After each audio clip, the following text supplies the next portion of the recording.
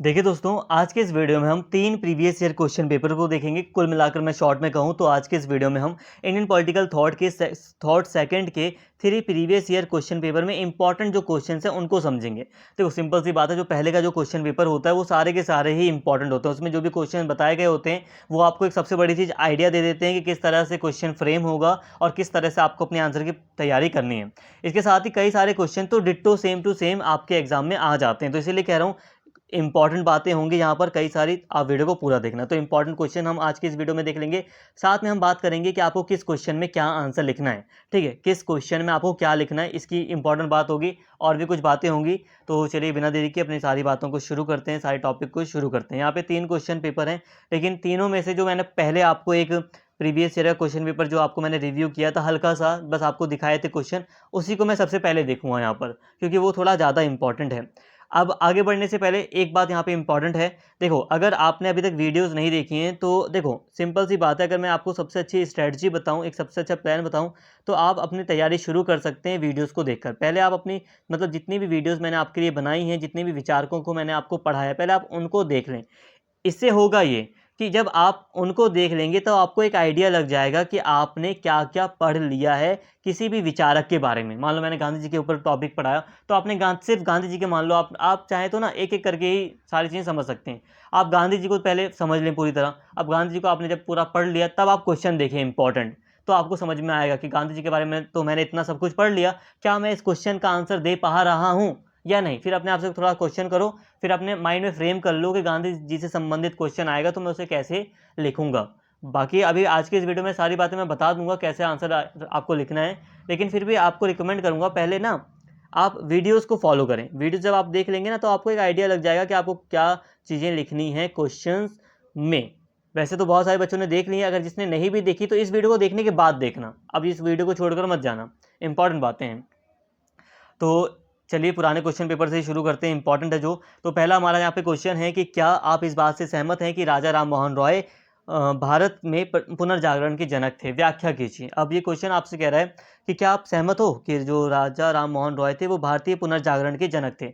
अब पुनर्जागरण का मतलब अगर आपको नहीं पता तो मैं बता दूं, पुनर्जागरण का मतलब है कि जब भारतीय समाज से अंधविश्वास का अंत होना शुरू हुआ, जब भारत में कई सारे विद्वान वर्ग का उदय हुआ, जब मिडिल क्लास सामने आने लगी, जो रूढ़ियाँ थी, जो अंधविश्वास थे, उस पर लोगों ने प्रहार करना शुरू किया, कई सारे समाज सुधारक आए, तो यही था पुनर्जागरण भारत में। ठीक है, ये लगभग 18वीं शताब्दी में शुरू होता है, जिस टाइम पर राजा राम मोहन रॉय थे। तो क्या राजा राम मोहन रॉय भारतीय पुनर्जागरण के जनक हैं? आप इससे सहमत हैं? तो आप इसकी आंसर, चलो अब मैं आपको इसको बता दे रहा हूँ, लेकिन हाँ, आप कभी भी इस आंसर को ऐसे शुरू मत करना कि हाँ मैं इससे सहमत हूँ। कभी भी ऐसे हम शुरू करते ही नहीं हैं। आपको सामान्य बातें बताते चले जाना है, आपको प्रूफ करना है कि हाँ राजा राम मोहन रॉय ने ये किया, और जाहिर सी बात है वो पुनर्जागरण के जनक हैं, क्योंकि राजा राम मोहन रॉय को हम आधुनिकता के साथ जोड़ते हैं। राजा राम मोहन रॉय ही वो व्यक्ति थे पहले जो जिन्होंने तर्क किया पुरानी रूढ़ियों पर, जिन्होंने पुराने अंधविश्वासों पर तर्क करना शुरू किया, प्रबल रूप से प्रहार किया, समाज में सुधार लाने का प्रयास किया। तो ये सारी चीज़ें आप बताते चले जाओ, तो अपने आप ही प्रूफ हो जाता है कि हाँ वो पुनर्जागरण के जनक थे। लास्ट में हाँ आप मतलब आप 10-15 लाइन में आप अपने वर्ड्स में लिख सकते हो कि हाँ, तो उपरोक्त जानकारी से हम कह सकते हैं कि राजा राम मोहन रॉय वाकई में पुनर्जागरण के जनक थे, या फिर कई विद्वान भी इन्हें कहते हैं। तो आप सारी बातें लिख सकते हैं। चलिए एक बार मैं आपको बता देता हूँ आपको कैसे करना है। देखिए, अगर मान लीजिए कि यही वाला क्वेश्चन आपके एग्जाम में आ ही गया, ठीक है, आ ही गया, अब आप करोगे क्या? आप देखो सिंपल सी बात है, जो मैंने आपको लेक्चर 1 बताया था ना, लेक्चर 1, तो लेक्चर 1 में मैंने आपको एक राजा राम मोहन रॉय के बारे में सामान्य बातें पढ़ाई थी, तो आपको यहीं से सारी बातें शुरू करनी है, क्योंकि आपको लेक्चर 1 में ही ये पुनर्जागरण शब्द आपको मिल जाता है। अब बस यहाँ पे ध्यान दीजिए, क्वेश्चन को ना हमें बस पता लगाना होता है कि ये कहाँ से किस टॉपिक से मतलब आ रहा है, और आपको यहाँ पे मिल गया कि हाँ यहाँ पे भारतीय पुनर्जागरण के रूप में इनको दर्शाया गया है, राजा राम मोहन रॉय को। तो यहाँ पर जितनी भी बातें हैं आप उनको शामिल कीजिए अपने आंसर राइटिंग में। अगर मैं आपकी जगह होऊंगा तो मैं यहाँ से अपना आंसर शुरू कर दूंगा कि राजा राम मोहन रॉय आधुनिक भारत के राजनीतिक विचारक थे, समाज सुधारक थे और ब्रह्म समाज के संस्थापक के रूप में विख्यात थे, और उन्हें भारतीय पुनर्जागरण का अग्रदूत माना जाता है। तो कह तो दिया, भारतीय पुनर्जागरण का अग्रदूत मतलब जनक ही एक तरह से माना जाता है।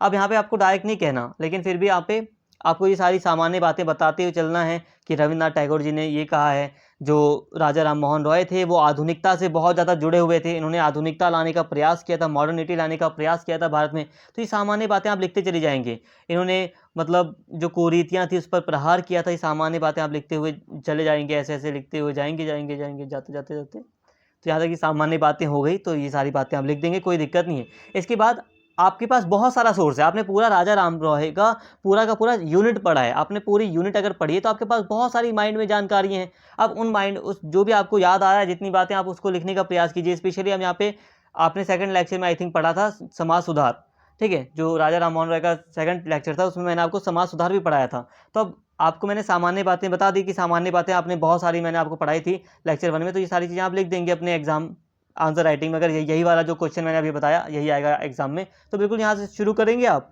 और ये सारा बातें लगभग लिखते हुए जितनी बातें आपको याद हैं आप यहाँ पे पहुँच जाएंगे। समाज सुधार के बारे में लिख देंगे कि राजा राम मोहन रॉय ने क्या क्या बातें की हैं, क्या क्या इनके प्रमुख कार्य रहे हैं। भाई देखो, इंसान को हम पुनर्जागरण का जनक क्यों कह रहे हैं? उसके कार्यों की बदौलत। तो आप उसके कार्यों को बताइए ना कि हाँ इन्होंने समाज सुधार में ये चीज़ें करी थी। यहाँ पे सारी बातें लिखी हुई हैं, आपको मैंने पढ़ाई, आप लिख सकते हैं, कोई दिक्कत नहीं है।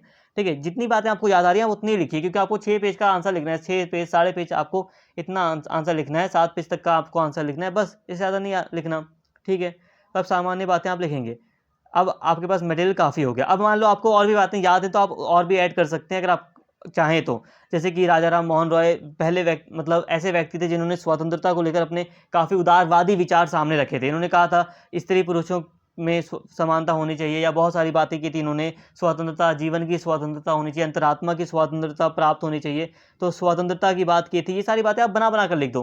देखो सिंपल सी बात है, जब मैं टॉपिक पढ़ लूँगा ना, और मुझे पता है कि मैंने अपने लगभग 4 पेज तो पहले लिख चुका हूँ, अब मुझे 2 पेज या 3 पेज तक का कंटेंट माइंड में चाहिए, तो मैं स्वतंत्रता पर रॉय के विचार को थोड़ा सा आधे पेज में भी लिख दूंगा तो कोई दिक्कत नहीं, हाफ पेज में भी, है ना, हाफ पेज में भी लिख दो, 1 पेज में भी लिख दो, बात खत्म, हो गया। जरूरी नहीं कि पूरी वर्ड टू वर्ड लिखो। और उपनिवेशवाद पर भी इनके अपने विचार थे, इन्होंने उपनिवेशवाद से संबंधित भी कई सारी बातें की थी, इसको आप ऐड कर सकते हो। निष्कर्ष के रूप में आप कई सारी बातें आप याद करने के बाद, वीडियो को देखने के बाद आप इतने एबल हो जाओगे कि आप बनाकर लिख सकते हो। तो आप ऐसे लिखिए। आपको समझ में आ गया कि आपको ऐसे क्वेश्चन करने कैसे हैं? सिंपल सी बात यार, बहुत ईजी था, आप कर लोगे। समझ में आ गया होगा आपको कैसे करना है। आपको बस याद रखना होता है कि स्टार्टिंग कैसे करनी है। स्टार्टिंग आपको बस थोड़ा सा ढूंढना होता है कि क्वेश्चन आया कहाँ से है।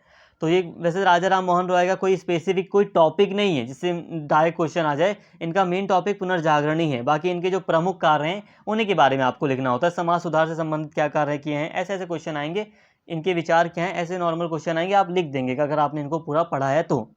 टाइम थोड़ा ज़्यादा हो रहा है एक्चुअली, बस वही है कि अच्छे से समझाने का प्रयास है मेरा, और कुछ नहीं। तो अभी हमने एक क्वेश्चन को देख लिया, कैसे आप अपना आंसर कर सकते हैं, इसको मैंने आपको समझा दिया। एक्चुअली दोस्तों बहुत ज़्यादा मतलब दिक्कत होती है ना, इसलिए मैंने आपको थोड़ा सा टाइम लेकर आपको मैंने ये सारी बातें बताई। तो अब हम दूसरे क्वेश्चन की बात करते हैं। दूसरा क्वेश्चन क्या है? तो दूसरा क्वेश्चन है, आदर्श समाज पर विवेकानंद के विचारों की विवेचना कीजिए। अब इसे कैसे करोगे? देखो, अगर आप मेरी वीडियोस देखोगे ना, तो मैंने कहीं पे नहीं बोला कि विवेकानंद जी ने कहा है कि ये आदर्श समाज है। ठीक है, सिंपल सी बात है, मैं झूठ नहीं कहूँगा, मैंने डायरेक्ट कहीं भी नहीं कहा कि आदर्श समाज के बारे में विवेकानंद जी ने ये सारी बातें कही हैं, आप ये लिख दीजिए, ऐसा कुछ नहीं कहा मैंने। एक्चुअल में ऐसा कुछ है ही नहीं। विवेकानंद जी ने समाज के बारे में बातें की हैं। विवेकानंद जी ने बात की है कि जाति प्रथा है उसके बारे में विवेकानंद जी ने बात की, तो वो वही सारी बातें आपको यहाँ पर लिखनी है, वही तो आदर्श समाज है। देखो सिंपल सी बात है, विवेकानंद जी ने क्या बातें कही हैं कि समाज में होनी चाहिए, तो विवेकानंद जी ने कई सारी बातें की हैं। इन्होंने धर्म से संबंधित बातें की हैं, आध्यात्मिक रूप में धर्म को इन्होंने लिया है, उससे संबंधित इन्होंने जो बातें की आप उसको लिखिए। मानवता से संबंधित बातें जो इन्होंने बताई आप उनको लिखिए। मतलब ये है कि विवेकानंद जी यही तो चाहते थे ना कि विश्व में मानवता हो, और जो मतलब और भी जितनी भी बातें मैंने आपको पढ़ाई हैं वीडियोस में, वही सारी जो भी बातें हैं वही सारी आपको यहाँ पर लिखनी है, और कुछ अलग से कुछ यहाँ पे नहीं लिखना आपको। आध्यात्मिक के रूप में जो बातें पढ़ाई हैं, समाज की बात की है विवेकानंद जी ने कि समाज में समाजवाद होना चाहिए, वो किस रूप में बात की है, वो सारी चीज़ें आपको वीडियो में पढ़ाई हैं। तो वो सारी बातें ही आपको लिखनी है यहाँ पर, कोई अलग से यहाँ पर कोई टॉपिक नहीं है आपको अलग से कुछ मिलना है। आपने अगर टॉपिक पूरा विवेकानंद जी का पढ़ लिया तो आप इतने समझ आई जाएगी आप में कि आप उसको लिख सकें। ठीक है, कोई दिक्कत नहीं है, यहाँ पर आप कर लेंगे ऐसा क्वेश्चन। बाकी मैं अभी और भी आगे पूरी वीडियो देखते चलिए, आपको और भी कॉन्फिडेंस आएगा, सारी चीज़ें समझ में आएंगी। बस वही होता है ना कि 2 मिनट में मैं आपको सारी बातें नहीं बता सकता। अब तो यहाँ पे एक इम्पॉर्टेंट क्वेश्चन है कि स्वतंत्रता पर गांधी के विचारों पर एक निबंध लिखिए। सिंपल सी बात है यार, मैंने आपको स्वराज पढ़ाया ना, गांधी जी का स्वराज। स्वराज और स्वतंत्रता में अंतर तो है, काफ़ी अंतर है, ऐसी बात नहीं है, लेकिन हाँ, गांधी जी के संदर्भ में आप स्वतंत्रता को स्वराज के रूप में ही समझो। अब स्वराज के बारे में मैंने जो कुछ भी पढ़ाया है वो सारा का सारा आप यहाँ पर लिख दो कि गांधी जी इस चीज़ को स्वराज मानते हैं। स्वराज के बारे में जितनी भी बातें मैंने आपको पढ़ाई सब लिख दो, बाकी निष्कर्ष वगैरह जो पढ़ाया वो लिख सकते हो। और भी कुछ सामान्य बातें थी गांधी जी के बारे में आपने पढ़ी हैं वीडियो में, वो सारी बातें आप ऐड कीजिए, कोई दिक्कत नहीं है। यहाँ पर ड्यू में यही है कि आपको टॉपिक दे दिया गया, उससे संबंधित आपको काफ़ी ज़्यादा बातें यहाँ पर एक्सप्लेन करनी पड़ती हैं, लिख देंगे। अब यहाँ इसके साथ एक यहाँ पे क्वेश्चन, अगर हम फोर्थ क्वेश्चन की बात करें तो यहाँ पे लिखा है एनिहिलेशन ऑफ द कास्ट के प्रकाश में। ये किताब थी जो डॉक्टर अंबेडकर के द्वारा लिखी गई थी कास्ट के ऊपर। इसमें भारत में जाति व्यवस्था पर अंबेडकर जी ने क्या विचार रखे हैं इसके बारे में आपको बताना है। तो यहाँ पर अंबेडकर जी ने जाति वगैरह के ऊपर जो भी बातें यहाँ पे कही हैं वो सारी बातें आपको लिखनी है।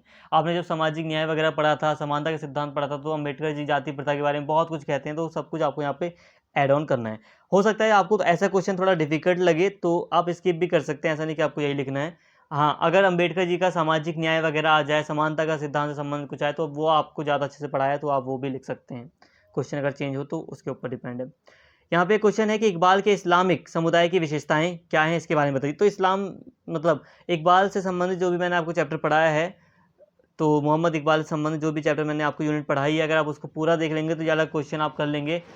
यहाँ पे इकबाल के अकॉर्डिंग ही आप यहाँ पे कहा गया है क्वेश्चन में कि जो इकबाल हैं उन्होंने इस्लामिक समुदाय के बारे में क्या बातें कही हैं, इस्लाम के संदर्भ में क्या बातें कही हैं, वो क्या रोल रखते हैं, ये सारी बातें आपको यहाँ पे बतानी हैं। और वही बात है कि हमने यहाँ पे इकबाल को पढ़ा है ना, हमने मोहम्मद इकबाल को यहाँ पे अच्छे से पढ़ा है, तो आप उनके बारे में यहाँ पर लिख सकते हैं सारी बातें, कोई दिक्कत नहीं है। बहुत सारे बच्चे कन्फ्यूज हो जाते हैं, तो यहाँ पे ध्यान दो, हम यहाँ पर फिलोसफर्स को ही पढ़ रहे हैं, फिलोसफर्स तो नहीं, लेकिन हाँ जो विद्वान है, बड़े बड़े जो पॉलिटिकल थॉट के जो विद्वान हैं, व्यक्ति हैं, उनके विचारों को ही पढ़ रहे हैं। तो यहाँ पे वही बातें आपको लिखनी है, कोई दिक्कत नहीं है। आप चाहे यूनिट देख लो इकबाल वाली, आपका हो जाएगा ये वाला क्वेश्चन भी। आगे बात करूं मैं तो यहाँ पे टैगोर के राष्ट्रवाद के संदर्भ में उनके मानवतावाद के दर्शन की विवेचना कीजिए। अब आप इसको कैसे करोगे? इंपॉर्टेंट यहाँ पर सारे ही क्वेश्चन, मैं बार बार नहीं कहूँगा किसी को कि ये इंपॉर्टेंट है या नहीं है, ऐसा कुछ मैं अभी नहीं कहूँगा यहाँ पर, लेकिन इंपॉर्टेंट सारे ही हैं यहाँ पे, आप मानकर चलो। बस मैं अब आपको बता रहा हूँ कि क्या लिखना क्या है। अब आपको इंपॉर्टेंट तो सभी हैं, लिखना क्या है अब इस क्वेश्चन में, तो यहाँ बात को समझिए। देखो, टैगोर के राष्ट्रवाद के विचारों के संदर्भ में उनके मानववाद के विचारों की विवेचना कीजिए। सिंपल सी बात है, क्वेश्चन में दो शब्द आ रहे हैं, एक आ रहा है मानववाद और दूसरा आ रहा है राष्ट्रवाद। तो टैगोर की अगर हम बात करें तो टैगोर ने पहले मानववाद से संबंधित बहुत सारी बातें इन्होंने की हैं। जब आप इनकी यूनिट पढ़ेंगे ना, टैगोर जी की जब आप यूनिट पढ़ेंगे तो आपको दिखाई देगा इसमें कि टैगोर, जब मैंने आपको रविन्द्रनाथ टैगोर के बारे में पढ़ाया था, तो इनके बारे में जब मैंने आपको पढ़ाया था तो इनके जो विचार थे साफ तौर पर उसमें मानववाद दिखाई दे रहा था। मानववाद मतलब ह्यूमन वैल्यूज़ दिखाई दे रही थी, तो ह्यूमन वैल्यूज़ वगैरह मैंने आप उसमें दिखाई दे रही थी। जो विचार थे इनके वो सारे आपको ऐड करने हैं इसमें। सारे का मतलब जो भी मानववाद से संबंधित आपको लग रहा है इनके विचार हैं अच्छे अच्छे, जो आप ठीक है आप उसको ऐड कर लीजिए।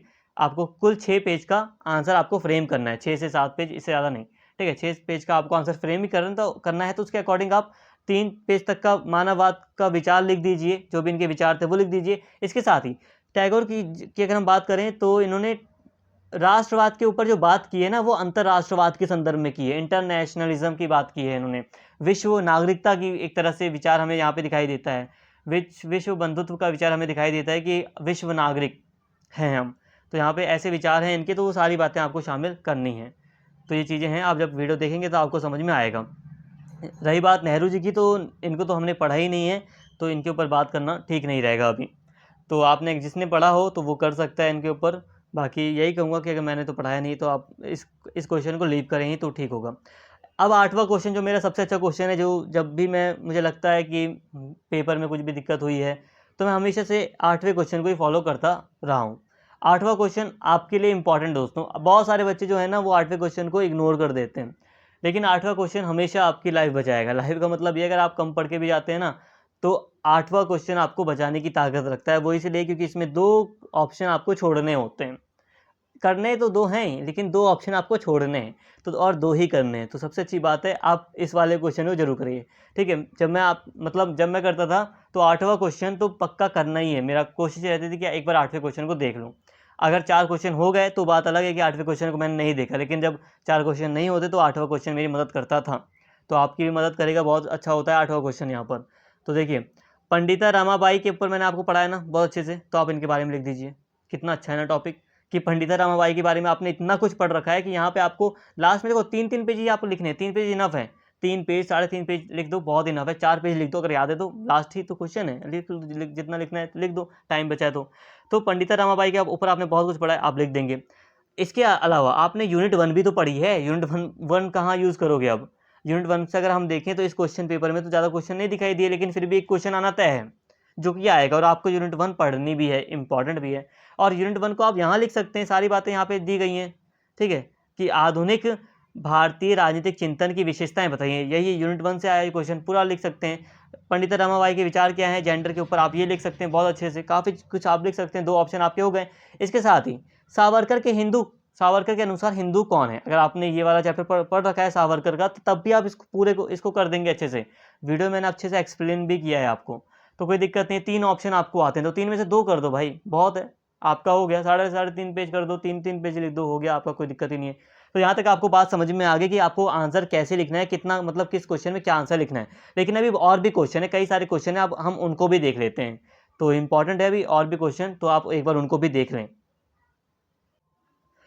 ये थोड़ा ज़्यादा रिसेंट पेपर है, ये ओबीई का पेपर है, ठीक है। ओबीई मतलब ओपन में जब एग्ज़ाम हुए थे उसका पेपर है ये, 6 सेमेस्टर का। तो आप यहाँ पे देख लीजिए। एक बात कहूँ बच्चों से, यार थोड़ा कमेंट करो, आपके कमेंट मुझे देखने हैं यार। लास्ट सेमेस्टर ना, तो अच्छा नहीं लगता ना, बच्चे जा रहे हैं, वैसे अच्छी बात है, निकल जाएँ बच्चे, सब पास हो जाएँ, अच्छा है, अच्छी बात है, बहुत अच्छी चीज़ है। लेकिन फिर भी कमेंट तो करो यार, कमेंट आपका बहुत अच्छा मोटिवेट करता है मुझे। और इस बार पास सबको ही होना है, अच्छे नंबरों से पास होना है, ताकि आप जब आपकी डिग्री बने तो अच्छे मार्क्स के साथ बने, ठीक है। और इस बार फेल होने की कभी भी टेंशन मत लेना, ड्यू में कोई दिक्कत ही नहीं होती। ऐसा कुछ नहीं है कि आपको लगे कि आप अपने अंदर वहम रख लो कि यार मैं कम करके आया हूँ, ज़्यादा करके आया हूँ, ऐसा कुछ नहीं है। आप बस आपको पढ़ना है, अगर आप पढ़ कर जाएंगे ना, सिलेबस कंप्लीट करके जाएंगे, तो आपका पेपर अच्छा होना तय है। चलिए कोई बात नहीं, थोड़ा मैं भटक गया टॉपिक से, अब वापस से टॉपिक पर आते हैं। यहाँ पे बात करते हैं दोस्तों, एक क्वेश्चन है यहाँ पे, उपनिवेशवाद आधुनिक भारतीय राजनीतिक विचार के विकास के संदर्भ में प्रस्तुत करता है, टिप्पणी कीजिए। अब ये क्वेश्चन थोड़ा सा अजीब नहीं लग रहा है ना कि ये आपके सिलेबस से आया ही नहीं है, बट ऐसा नहीं है, ये आपकी जो यूनिट 1 है उसी से आया है। सिंपल सी बात है, जो भारत का राजनीतिक चिंतन है उसका विकास कब हुआ? आधुनिक भारत के राजनीतिक चिंतन की, आधुनिक भारत के राजनीतिक विचार की विकास कब हुआ इसका? उपनिवेशवाद के टाइम पर, जब हमारा देश गुलाम था, जब अंग्रेज आए थे, तभी तो मॉडर्न इंडियन पॉलिटिकल थॉट का जन्म हुआ। तब कई सारे विद्वानों ने अंग्रेज़ों के रहन सहन को भी देखा, तो हमें समझ में आया कि हमें भी अपनी संस्कृति के बारे में सारी चीज़ें प्रस्तुत करनी है, तो कई सारे फिलोसफर आए सामने। तो उपनिवेशवाद के टाइम पर तो सब कुछ हुआ। तो यूनिट 1 में जो कुछ भी मैंने आपको पढ़ाया, आप इसमें लिख सकते हैं, सारी बातें लिख सकते हैं, कोई दिक्कत नहीं है। इसके साथ ही राजा राम मोहन रॉय के नागरिक और धार्मिक अधिकार संबंधी विचारों का आलोचनात्मक परीक्षण कीजिए। नागरिक और धार्मिक अधिकार संबंधी विचारों का आलोचनात्मक परीक्षण। अगर मैं सिर्फ क्वेश्चन को देखूँ ना, तो क्वेश्चन थोड़ा टफ लग रहा है कि सिर्फ नागरिक और धार्मिक अधिकार संबंधी विचार, तो यहाँ पे क्वेश्चन थोड़ा सा टफ है। लेकिन अगर आपको नहीं आ रहा बातें समझ में, तो आप यहाँ पे जो समाज सुधार से संबंधित बातें थी वो लिख सकते हैं। लेकिन फिर भी अभी हम आगे के क्वेश्चन को देखते हैं कि आगे का क्वेश्चन क्या कह रहा है, क्योंकि ये क्वेश्चन अभी इस वाले क्वेश्चन पेपर में थोड़ा सा डिफिकल्ट लग रहा है। इसको 1 मिनट पे होल्ड पर रखते हैं, जब आपको कोई क्वेश्चन नहीं आएगा अभी देखने में, तब हम इसको तुरंत करेंगे। क्वेश्चन 3 वही वाला है, आदर्श समाज के दर्शन की प्रासंगिकता की चर्चा कीजिए। मतलब इन्होंने जो भी बातें की थी आदर्श समाज के बारे में, वही आपको लिखनी है, कोई दिक्कत नहीं है। विवेकानंद जी का टॉपिक पढ़ लो पूरा, आप कर लोगे इसको। तो 2 क्वेश्चन तो आपको नॉर्मली हो ही गए, जो आसान है। स्वराज के विभिन्न आयामों का विश्लेषण कीजिए। अब स्वराज कई चरणों में होता है, या जिस तरह से भी था, मैंने आपको टॉपिक पढ़ाया है, ठीक है। तो ये सारी बातें आप लिख सकते हैं। और आज समकालीन भारत में कैसे आज के टाइम पर प्रासंगिक है, इसको थोड़ा सा आप अपने शब्दों में लिख सकते हैं। अगर आपने गांधी जी को पढ़ लिया ना, तो आप बनाकर लिख देंगे, कोई दिक्कत नहीं। कई सारी बातें मैंने आपको पढ़ाई हैं, काफ़ी कुछ लिख देंगे इस क्वेश्चन में भी। इसके साथ ही सामाजिक न्याय की अवधारणा का डॉक्टर बी आर अम्बेडकर के विशेष संदर्भ में परीक्षण कीजिए। अब ये वाला आपको करना ही करना है, ठीक है। मुख्य बात ही बी आर अम्बेडकर ने सामाजिक न्याय के बारे में की थी। अब मैंने अपनी वीडियो में, मैं सच बताऊं तो सामाजिक न्याय के बारे में मैंने बहुत सारी बातें की हैं, समानता के कॉन्सेप्ट को भी इसमें ही शामिल किया जाता है। तो जितनी बातें मैंने आपको पढ़ाई हैं बी आर अम्बेडकर से संबंधित, वो सारी बातें आप इस क्वेश्चन में लिख सकते हैं बेझिझक, मतलब निश्चिंत होकर लिख दो। इसके साथ ही टैगोर के राष्ट्रवाद की समालोचना का आलोचनात्मक परीक्षण कीजिए। सिंपल सी बात है, टैगोर जी ने अंतर्राष्ट्रवाद की बात की थी, राष्ट्रवाद की बात की थी, मानव जो वादी जो उनके विचार थे उनको आप शामिल कीजिए, आपका हो गया टॉपिक पूरा क्लियर है। मैंने आपको राष्ट्रवाद के ऊपर इनके विचारों को अच्छे से पढ़ाया है, इन्होंने अंतर्राष्ट्रवाद की बात की थी। तो आपको 4 क्वेश्चन तो आपको इसी वाले क्वेश्चन पेपर में हो गए, एक ये कर लिया आपने, एक ये कर लिया, मैं ऐसे एग्जाम्पल दे रहा हूँ कर लिया, वैसे तो ये तो एग्जाम में आएंगे जो उसी के हिसाब से आप करोगे, ये कर लिया ये कर लिया, तो 4 क्वेश्चन तो आपको ये ऐसे ही हो गए। तो यहाँ पे 6 क्वेश्चन पेपर थे, लेकिन फिर भी मतलब यहाँ पे 6 क्वेश्चन थे, फिर भी आपके 4 हो गए, तो एग्जाम में तो आपके 8 क्वेश्चन आएंगे ना, तो आप कर लोगे, ठीक है, कोई दिक्कत नहीं होगी। एक और यहाँ पे इंपॉर्टेंट क्वेश्चन है, तो इसको देख लेते हैं। क्वेश्चन पेपर है, ऐसा मुझे याद नहीं रहता मैंने क्या बोल दिया, बोलते बोलते लगातार विदाउट एडिटिंग ये वाली वीडियोस चल रही हैं लगभग, बिल्कुल मतलब 1 सेकंड के लिए कभी मैंने पोस्ट कर लिया वीडियो को तो ठीक है, नहीं तो बिल्कुल नॉन स्टॉप मैं बोले ही जा रहा हूँ।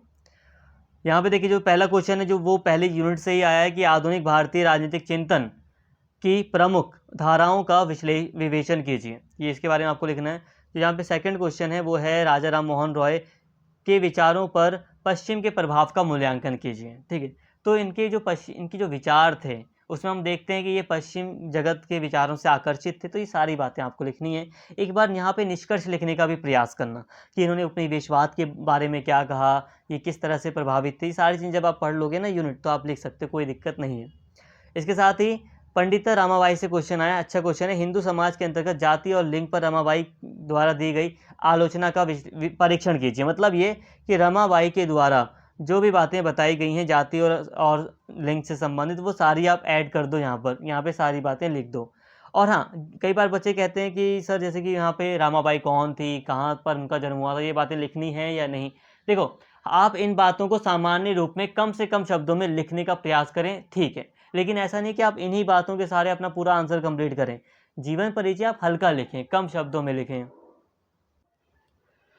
तो ठीक है, ये वाला क्वेश्चन हो जाएगा। इसके साथ ही अगर ये वाला क्वेश्चन है यहाँ पे आप ये भी देखिए, विवेकानंद ने किस प्रकार भारतीय समाज को पुनर्जीवित किया, विवेचन कीजिए। यहाँ पर भी आप वही सारी बातें लिखेंगे जो बातें आपने आदर्श समाज में लिखी थी, बिल्कुल 100% सही जाएंगे। आपको हो सकता है डाउट आए कि सर कैसे हो सकता है कि आदर्श समाज वाला जो क्वेश्चन था वो क्वेश्चन कितना अलग था और ये वाला जो क्वेश्चन है वो अलग है, कुछ अलग नहीं है। आप वही बातें आप ऐड कीजिए इसमें, क्योंकि देखो विवेकानंद जी ने भारतीय समाज के पुनरुत्थान के बारे में क्या बातें कही, कि विवेकानंद जी ने जाति प्रथा के बारे में बात की कि सब समान हो, या जो भी बातें मुझे अभी एग्जैक्ट याद नहीं आ रहा, लेकिन फिर भी मैंने आपको जो भी पढ़ाया वही बातें तो आपको लिखनी है यहाँ पर भी, इस क्वेश्चन में भी, कोई दिक्कत नहीं है।